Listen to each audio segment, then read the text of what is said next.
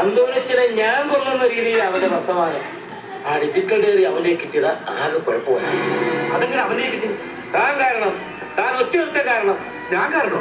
പിന്നെ അല്ലാതെ അണ്ടർഗ്രൗണ്ടിൽ കിടന്ന അന്തോണിച്ചനെ ശവം എടുത്ത് വേളി കിടന്നാൻ പറഞ്ഞത് ആരല്ലേ? ആ ശവം എടുത്ത് ഇറങ്ങിയപ്പോഴായിരിക്കും നേരതായ പോയത്. ഞാനെന്ന് അങ്ങനെ പറയാൻ കാരണം ആ അണ്ടർഗ്രൗണ്ട് ഗോഡൌണിന്റെ കാര്യം പുറത്തറിയാതിരിക്കാൻ വേണ്ടിയാ.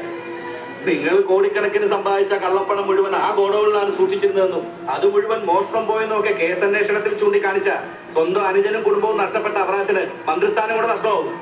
എന്നിട്ട് ഇപ്പൊ എന്തായാലോ രാമനാഥന അണ്ടർഗ്രൗണ്ട് കണ്ടുപിടിച്ചില്ലേ?